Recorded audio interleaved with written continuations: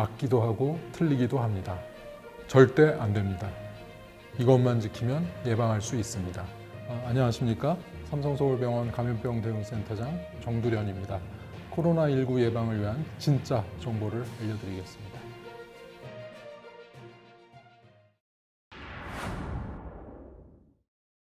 감기부터 폐렴까지 유발하는 호흡기 바이러스인데 2019년 말 중국 우한에서 시작되어 빠른 속도로 전 세계로 확산되고 있는 신종 코로나 바이러스입니다. 틀린 말입니다. 환경에서 얼마나 오래 생존할 수 있을지 아직 연구된 바가 없습니다. 공기 중에서 일반적인 코로나 바이러스는 단독으로 오래 생존하지 못하는 것으로 알려져 있고요. 다만 2002년도에 유행했던 그 사스 코로나 바이러스 같은 경우에는 환경 표면에 오염된 가래나 대변과 같은 체액 속에서 수일 동안 생존하는 것으로 연구 결과가 나온 바 있어서 유의할 필요가 있겠습니다. 우리나라의 경우에 그 확진자의 40% 이상이 2030 세대이고 특히 20대 감염자가 가장 많습니다. 새로운 변종 바이러스이기 때문에 면역력이 없다고 봐야 될 것 같고요. 현재까지 국내에서 사망은 고령층이나 기저질환이 있는 사람에서 주로 발생하고 있지만 건강한 젊은 성인도 안심해서는 안 됩니다. 백신이 현재 없는 상태인데 그 백신 개발을 해서 실제 사용을 하기 위해서는 최소한 1년 이상이 걸릴 것으로 내다보고 있습니다. 효과적인 치료제도 없는 것으로 알려져 있고요. 따라서 그 면역력을 강하게 잘 유지를 해야만 감염되더라도 좀 가볍게 앓고 지나갈 수 있어서 도움이 되리라 생각을 합니다. 열과 근육통, 기침, 인후통과 같은 감기 증상 외에 폐렴으로 발생하는 경우에는 기침이 점점 심해지고 이제 숨찬 증상을 느끼게 될 텐데요. 이제 흉부 CT 촬영을 해보면 폐렴은 매우 심한데도 불구하고 실제 환자가 느끼는 자각 증상이 심하지 않아서 진단이 좀 늦어졌던 사례들이 있는 것으로 알고 있고요. 두통이나 설사와 같은 증상으로 시작되는 분들도 있어서 진단하는데 좀 애를 먹은 경우들이 있습니다. 코로나 바이러스는 그 춥고 건조된 환경에서 더 잘 증식하는 것으로 알려져 있는데요. 그 여름이 돼서 이제 습하고 좀 더운 환경이 되면 코로나19 확산세가 좀 주춤할 것으로 기대하고 있긴 하지만 현재 더운 나라에서도 이 확진자가 계속 발생하는 것을 보면 또 이와 같이 예단하기 어려운 걸 시사하는 것 같습니다.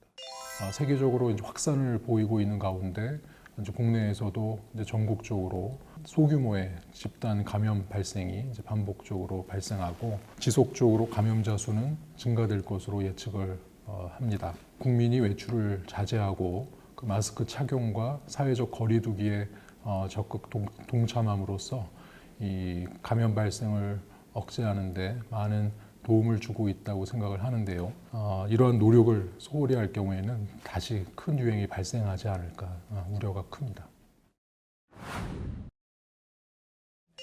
좀 반은 맞고 반은 틀리다고 할 수 있겠는데요.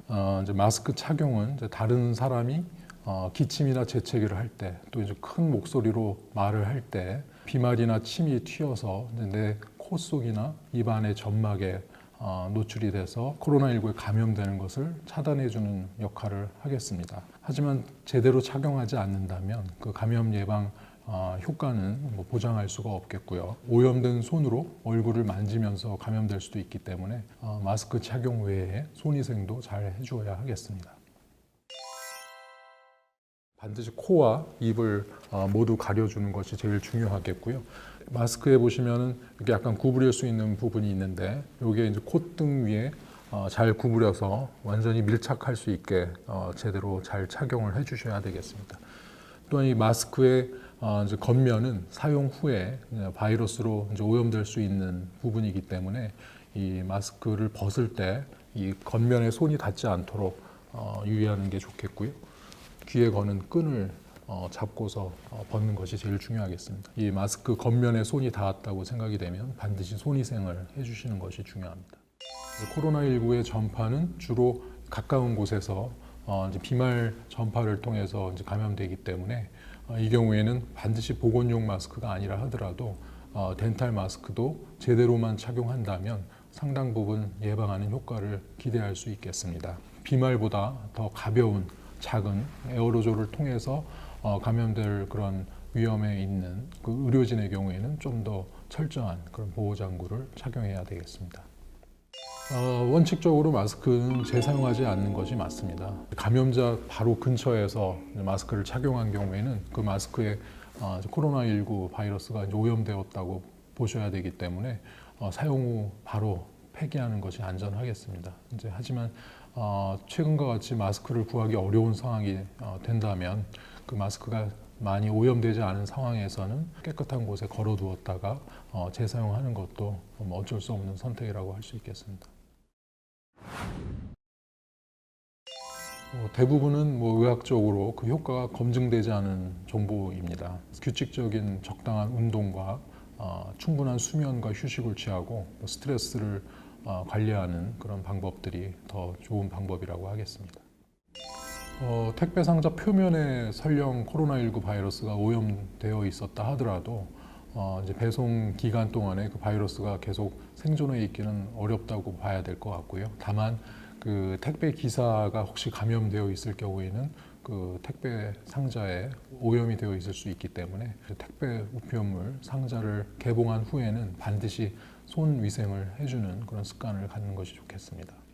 가까운 거리에서 여러 사람들과 접촉을 할 수밖에 없는 그런 대중교통을 이용할 경우에는 침이나 이제 비말을 통해서 감염되기가 매우 쉽겠습니다.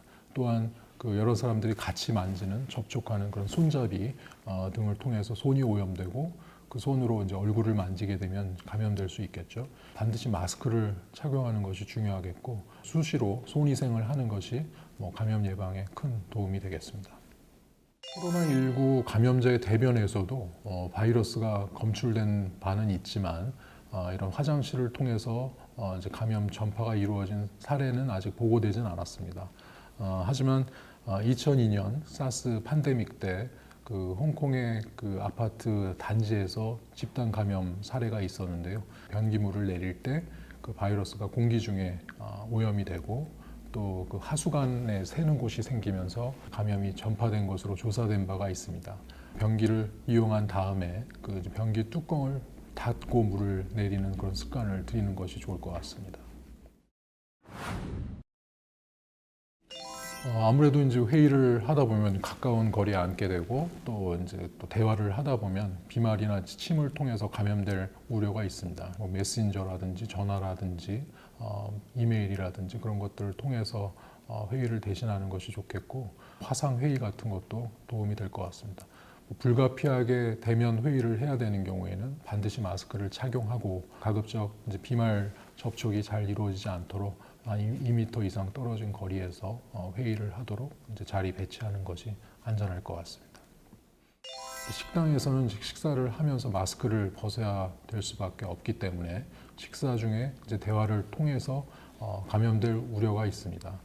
이제 식사 전까지 배식을 하는 그 시간에는 반드시 마스크를 착용하고 식사 전에 직전에 마스크를 벗는 것이 좋겠습니다.